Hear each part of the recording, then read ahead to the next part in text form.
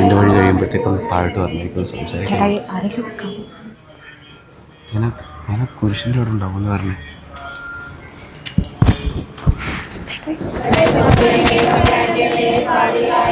ലില്ലിക്കുട്ടി,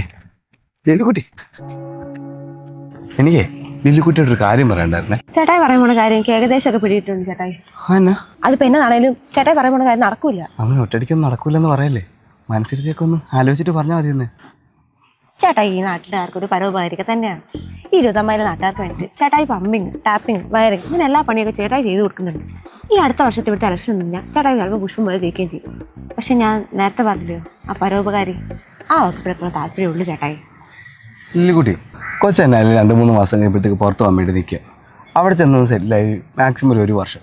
അപ്പോഴത്തേക്ക് വീട്ടുകാർ കൊച്ചിനെ പിടിച്ചാൽ കെട്ടിക്കും.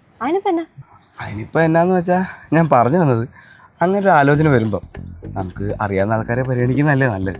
ഉദാഹരണത്തിന് ഒരേ പള്ളിയിലുള്ള, ഒരേ സ്കൂളിലൊക്കെ പഠിച്ച, ഒരേ നാട്ടുകാരായിട്ടുള്ള, അതാകുമ്പോഴത്തേക്ക് സേഫാണ്. ഈ അറിയാവുന്ന ആൾക്കാരെ കിട്ടുന്നതാണേ ബെസ്റ്റ്. നിങ്ങൾ കുടുംബക്കാർ മൊത്തത്തിൽ ഇങ്ങനെയൊക്കെ തന്നെ അല്ലേ? അങ്ങനെ പറഞ്ഞേ. അതൊന്നുമില്ല, ഞാൻ ഇപ്പോൾ ചേട്ടായിട്ട് അങ്ങോട്ട് ഒരു കാര്യം പറയാം. ഒന്നാക്കുന്ന എന്നാത്തിനാ 9 പറഞ്ഞു. തൽക്കാലത്തേക്കൊന്നും മതി ചേട്ടായി. ചേട്ടായി ഇതിപ്പോ ഒരു ജെനുവിനായിട്ടുള്ള പ്രപ്പോസലാണോ?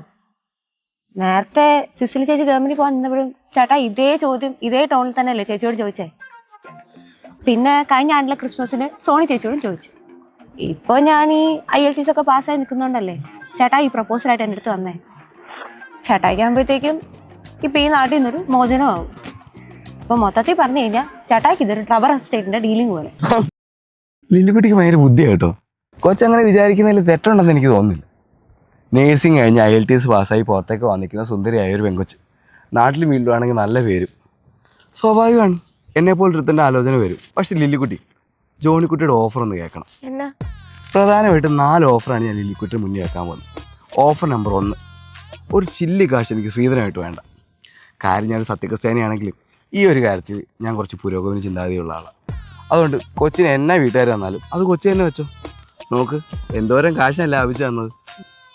ഓഫർ നമ്പർ 2, ലില്ലിക്കുട്ടി വെച്ച് നോക്കുമ്പോഴത്തേക്ക് വിവരവും വിദ്യാഭ്യാസവും ലോകറിയും ഒക്കെ എനിക്ക് ഇച്ചിരി കുറവാണ്. അതുകൊണ്ട് ലില്ലിക്കുട്ടിയെ കീഴ്പ്പെട്ട് മാത്രമേ എനിക്ക് ജീവിക്കാൻ പറ്റുള്ളൂ. ഈ ഭർത്താവ് ഭാര്യയെ കീഴ്പ്പെട്ട് ജീവിച്ചു കഴിഞ്ഞാൽ ഈഗോ ക്ലാഷ് ഉണ്ടാവില്ലെന്ന് ഞാൻ കേട്ടിട്ടുണ്ട്. മാത്രമല്ല 14ാം വാർഡിൽ ഞാൻ കഴിഞ്ഞ 2 ലക്ഷം നല്ല അന്തസ്സായിട്ട് തോറ്റതുകൊണ്ട് ഇൻസൾട്ട് എനിക്കൊരു വിഷയമല്ല. ലില്ലിക്കുട്ടി എന്നാ വഴക്ക് പറഞ്ഞാലും പുല്ല് പോലെ ഞാൻ കേട്ടോണ്ടിരിക്കും. ഇത്തോട്ട് ഇനി റിക്വസ്റ്റ് അല്ല ഞാൻ പറഞ്ഞു തീരട്ടെ. ഓഫർ നമ്പർ 3, മേൽപ്പറഞ്ഞ കഴിവുകളായ പ്ലംബിങ്, വയറിങ്, ടാപ്പിങ്, ഡ്രൈവിങ് ഇതൊന്നും അല്ലാണ്ട് ഈ ജോണി ചേട്ടായിക്ക് ഒരു കഴിവുകൂടിയുണ്ട്. എന്നാന്ന് ചോദിക്കും. ഞാൻ നല്ല അസല് കുക്ക. പിടിയും കോഴി, ചോറ് നല്ല മുളകിട്ട മീൻകറി, കാളൻ, ക്യാബേജ് തോരൻ, നല്ല തേങ്ങാക്കൊത്തിട്ട ബീഫലത്ത് എന്താ പറഞ്ഞിട്ടത്? ബീഫലത്ത്. പിന്നെ ചിക്കൻ സ്റ്റൂ. ഈ ചിക്കൻ സ്റ്റൂ ആണ് എൻ്റെ മെയിൻ ഐറ്റം. അതുകൊണ്ട് കൊച്ചിന് ഡ്യൂട്ടിയൊക്കെ പോയിട്ട് വരുമ്പോഴത്തേക്ക് വീട്ടിലെ എല്ലാ പണിയും തീർന്നിട്ടുണ്ടാവും. കൊച്ച് ഫുഡൊക്കെ കഴിച്ച് സമാധാനത്തിൽ കിടന്ന് ഉറങ്ങിക്കോ. പിന്നെ ഓഫർ നമ്പർ 4, അതാണ് മെയിൻ ഹൈലൈറ്റ് ആയിട്ടുള്ള കാര്യം. ഞാനേ നല്ല 1ാം തരം സത്യക്രിസ്ത്യാനിയാണ്. അതുകൊണ്ട് അവിഹിതവും പേടിക്കണ്ട. ലില്ലിക്കുട്ടിയും ജോണിക്കുട്ടിയും നമ്മുടെ കുട്ടിയും ഇത് മാത്രമായിരിക്കും എൻ്റെ ജീവിതം. ലില്ലിക്കുട്ടി പറ, ഇനി ഇങ്ങനത്തെ ഒരു ഓഫർ ആര് വെക്കും? ചേട്ടായി മുഴുവൻ പ്ലാനിങ്ങിലല്ലേ? എന്നാ ഞാൻ ചേട്ടായിട്ട് സത്യം പറയട്ടെ. എന്നതാ? എനിക്ക് IELTS കിട്ടിയിട്ടില്ല ചേട്ടായി. കിട്ടിയില്ലേ? അത് പഠിക്കാൻ പോയപ്പോൾ എനിക്ക് ലൈൻ ഉണ്ടായിരുന്നേ. അവനായിട്ട് കറങ്ങി നടന്ന് ക്ലാസ്സിലും കയറിയില്ല, കോഴ്സും പോയി. എൻ്റെ അമ്മച്ചീനെ അറിയാലോ, വെട്ടൊന്നും മുറിരണ്ടെന്നാ പുള്ളിക്കാത്തൊരു സ്വഭാവം. തൽക്കാലത്തേക്കൊന്ന് രക്ഷപ്പെടാൻ വേണ്ടി ഞാൻ നോണ പറഞ്ഞതാ. ദൈവം തമ്പുരാനാണേ അമ്മച്ചി ഞായറാഴ്ച കുർബാന കഴിഞ്ഞ് വന്ന ബാക്കി അമ്മച്ചിമാരെ മൊത്തം ഇത് വിളിച്ചു പറഞ്ഞാൽ ഞാൻ ഓർത്തില്ല. ഇതിപ്പോൾ എനിക്കും വലിയ കുരിശായിരുന്നേ. ആദ്യം പള്ളി ഇരുന്ന് കുശി എല്ലാത്തിനും ഇറക്കി കൊണ്ടുവന്നേ. ചേട്ടായി എന്നാ ഒന്നും പറയാത്തെ? ലൈനൊക്കെ പൊട്ടിപ്പോയി ചേട്ടായി. എനിക്കിപ്പോൾ കുഴപ്പമൊന്നുമില്ല. പിന്നെ എല്ലാരും കൂടെ ഈ UK കാണാനൊക്കെ പോയിട്ട് ഇവിടെ ആരെങ്കിലും ഒക്കെ വേണ്ടേ? അല്ല ഇവിടെ ആരെങ്കിലും ഒക്കെ വേണ്ടേന്ന്. വേണം. പിന്നെ ഇതിൽ വേറൊരു ട്വിസ്റ്റ് എന്താന്ന് വെച്ചാ, എനിക്കൊരു ലൈൻ ഉണ്ടായിരുന്നു പറഞ്ഞില്ലേ, അത് ചേട്ടായുടെ കസിനാ. വെറുതെ എല്ലാവരോടും പറഞ്ഞിട്ട് ദുബായിക്ക് പോയത്. ആ കഴിവറ് പിന്നെ വിളിച്ചില്ലല്ലോ കുട്ടിയെ? എവിടെ, രണ്ടാളും കൂടെ ഒരുപാട് സ്വപ്നങ്ങളൊക്കെ ഉണ്ടായി ചേട്ടായി. ഒരുമിച്ച് പുറത്തേക്ക് പോണതും അവിടെ സെറ്റിലായ ഒരു ഫാമിലിയൊക്കെ തുടങ്ങി. എന്നിട്ട് ഒരു ദിവസം എങ്ങാണ്ടെന്ന് വന്നിട്ട് ഒരു ഒറ്റ പോക്കങ്ങ് പോയി. അവന്റെ പപ്പായി സമ്മതിക്കല, അവന്റെ മമ്മ സമ്മതിക്കല, അവന്റെ കുഴി കിടക്കണ ചാച്ച വീണ്ടും കുഴിയിലേക്ക് പോകും എന്നൊക്കെ പറഞ്ഞിട്ട് അവനെ ഒറ്റ പോക്കങ്ങ് പോയി. എനിക്കാണെങ്കിൽ ഒന്നും പറയാൻ പറ്റിയില്ലെന്നേ. നമ്മള് സ്നേഹിക്കുന്ന ആൾക്കാരൊക്കെ നമ്മുടെ അടുത്ത് വന്നിട്ട് ഓരോ നുണയൊക്കെ പറഞ്ഞിട്ട് അവരങ്ങ് പോവും. അവർക്ക് വിഷമം ഉണ്ടാത്താന്ന് വിചാരിച്ച് നമ്മളതങ്ങ് സമ്മതിച്ചും കൊടുക്കും. ഈ മണ്ടന്മാര് നമ്മളെന്തോ പറ്റിച്ചേന്ന് പറഞ്ഞ് മനസ്സിലെന്തോ കൊഞ്ഞനൊക്കെ കാണിച്ചിട്ട് അമ്മാർ വരയ്ക്കൂ. പട്ടി ജോലെ നീ കഴിവറെ എന്നെ പരിച്ചിട്ട് പോയെന്ന് ചോദിക്കാൻ അറിയാൻ പറ്റത്തില്ലല്ലോ ചേട്ടായി. അവൻ ഞാൻ മനസ്സ് വെച്ച് അവനൊരു ചുവായിക്ക് പോകത്തില്ലായിരുന്നു. പിന്നെ എന്നാത്തിനാ ഇവനെയൊക്കെ പിടിച്ചു നിർത്തി സ്നേഹിപ്പിച്ചിട്ട്? ആക്കൊരു ട്രൂ ലവ് ആണോ ചേട്ടായി പറ? ഇനിയിപ്പോ ചേട്ടായി പറ, ഈ പ്രപ്പോസലായിട്ട് ചേട്ടായിക്ക് ഇനി മുന്നോട്ട് പോകണോ? എന്നാന്ന് വെച്ചാലേ, ഈ മനസ്സിൽ എന്തെങ്കിലും വിഷമം ഉണ്ടെങ്കിൽ അതിനുള്ളിൽ വെച്ച് മനസ്സിനെ സങ്കടപ്പെടുത്തരുത്. എന്നെ ഉണ്ടെങ്കിലും അപ്പോൾ തന്നെ അങ്ങ് തീർത്തേക്കണം. ചേട്ടായി എന്ന് ഉദ്ദേശിക്കണേ? ആ ഓ എന്നാടെ ഇങ്ങനെയൊക്കെ പോകുന്നു. നിനക്ക് എന്നാ ഉണ്ടോ അവിടെ? ഓ എന്റെ പൊന്നു ചേട്ടായി, ഇവിടെ കട്ട ശോക. പിന്നെ ടിൻഡറിൽ ഓരോരുത്തർ സെറ്റ് ആക്കിയിട്ടുണ്ട്. അവളുമായിട്ട് നാളെ ഡയറ്റിങ്ങിന് ഒന്ന് പോണം. ഡയറ്റിങ് അല്ല മനോഹരേ, ഡേറ്റിങ്. അത് തന്നെ ആ സാധനം. അതൊക്കെ പോട്ടെ. നീ എന്നാ ഇപ്പൊ ആരോടും പറയാഞ്ഞ് ദുബായിക്ക് പോയത്? നിനക്ക് കാനഡ പോകാനല്ലായിരുന്നു പ്ലാൻ?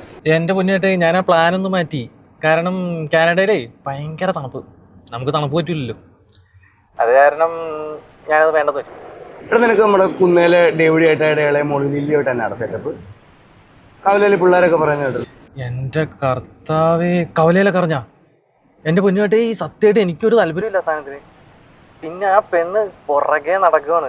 അവൾക്ക് കല്യാണം കഴിക്കണം, കാനഡയിൽ പോകണം, പിന്നെ എന്നെ അവിടെ സെറ്റിൽ ആവണം. ഞാൻ പറഞ്ഞു നടപടിയാവില്ലെന്ന്. ഒരു വിധത്തിൽ ഞാൻ ഒഴിവാക്കി വിട്ടത്. പിന്നെ ചേട്ടായിക്ക് അറിയാലോ, ഇങ്ങനെ കുറേ പെണ്ണുങ്ങൾ നമ്മുടെ പുറകെ നടക്കണ്ട്. ചേട്ടാ കുറച്ചും കുറഞ്ഞില്ലായിരുന്നോ?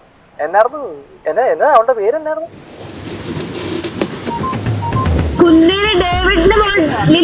അറിയത്തില്ലല്ലടാ.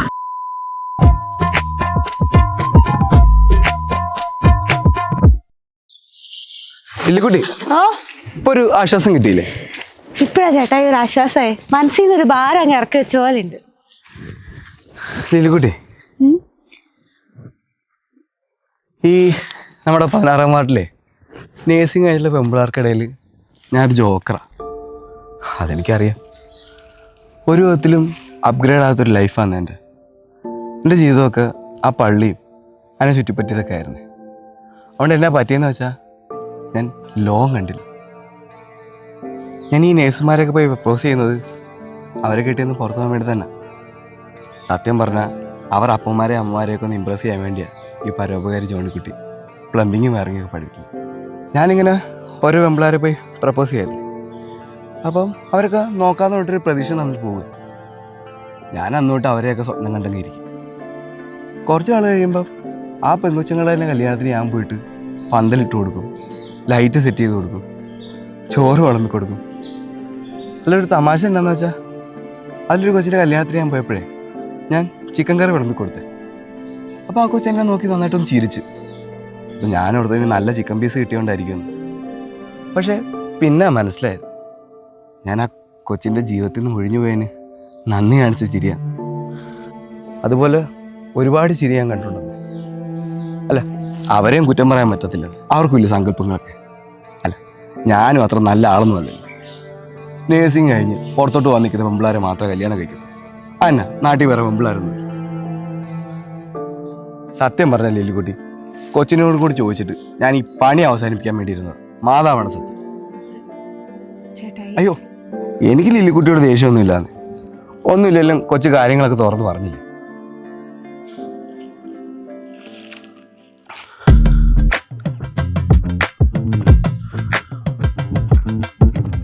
ലില്ലിക്കുട്ടി, ചിലപ്പോൾ നിന്നോട് ആൾക്കാർ ചോദിക്കുമായിരിക്കും, നിനക്ക് വേറെ ആരെയും കിട്ടിയില്ലേ? ഇതിലും നല്ല ചെറുക്കനെ കിട്ടില്ലായിരുന്നോ? കുറച്ചുകൂടി വിവരവും വിദ്യാഭ്യാസമുള്ള ചെറുക്കനെ കിട്ടില്ലായിരുന്നോ? നിനക്ക് നല്ല ഒന്നാന്തര ചെറുക്കനെ ഞാൻ കൊണ്ട് തന്നേനല്ലോ എന്നൊക്കെ എന്നോടും ചോദിക്കുമായിരിക്കും. അനിയൻ പ്രേമിച്ച പെണ്ണിനാണോ നീ കല്യാണം കഴിക്കുന്നത്? പിന്നെ നമ്മുടെ നാട്ടുകാരിൽ എന്നെയൊക്കെ ചോദിക്കാനാണ് പാട്. ഇതൊന്നും നിനക്ക് പ്രശ്നമല്ലെങ്കിൽ നീ IELTS തോറ്റതും എൻ്റെ അനിയനെ പ്രേമിച്ചതൊക്കെ എനിക്കൊരു പ്രശ്നമില്ല. ഇനിയിപ്പം സംഗതി പോസിറ്റീവ് ആണെങ്കിൽ നീ എസ് എന്നെ ഒന്നും പറയുന്നത് വേണ്ട, ഞാൻ ഒരു സൂത്രം തരാം, അതൊന്ന് മേടിച്ചാൽ മതി. ചേട്ടായി